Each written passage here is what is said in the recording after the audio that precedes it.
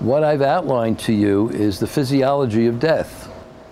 And so it brings us back to a question, can we reverse it? This is part of what we started to talk about earlier on in this program about choosing life. Can we choose life to overcome this decaying function in the system that's created by false emergencies? The answer naturally is yes, otherwise I wouldn't be blathering about it here. And so we have a way of reversing the physiology of death to make it into a physiology of life. So we're talking about maintaining the life flow in the system and how we're going to do that.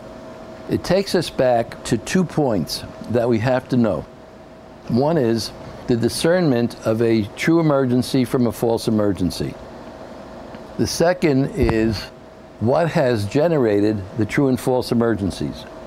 What is the genesis of the false emergency, which we're most of us going through all the time? So that even those of you who are listening to this program have had this experience of going through false emergencies from the time you got up this morning to the time you put this on to listen to it. What is a false emergency? A presumed threat to our life existence, a presumed threat to our being. Question is that you have to ask yourself in this regard, is what's happening to me a true or false emergency? You have to be honest, you have to be frank, and you have to look at the situation and ask the question, is this a true or false emergency? Is this a true threat to my life? Our definition of a true threat, for lack of a better example, is a gun held to your head with somebody about to pull the trigger. That's your model.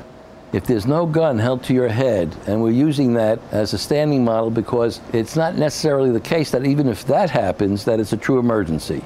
So if you see that there's no true threat to your life, and you answer it honestly and frankly in that moment, it's a false emergency.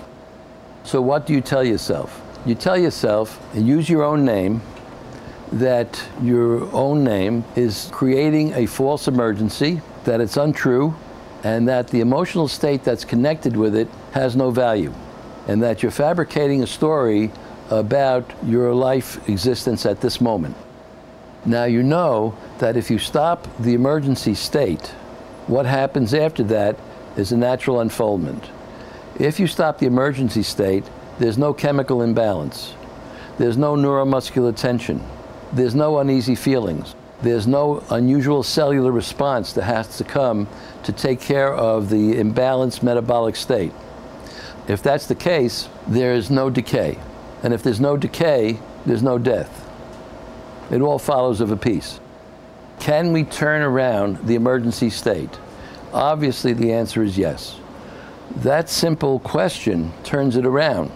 So we have the capacity to stop our own emergencies. And in doing that, we begin to find life opening up in another way, because we've now called the life force in, and we are stopping the aging process.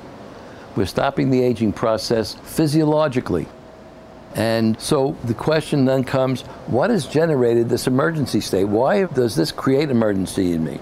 First of all, we've been conditioned and trained, educated, to consider all of these emergencies, because most of them are governed by time, and we feel that we must meet a time standard or a time limit that's imposed on us to get something done. That's a very common source.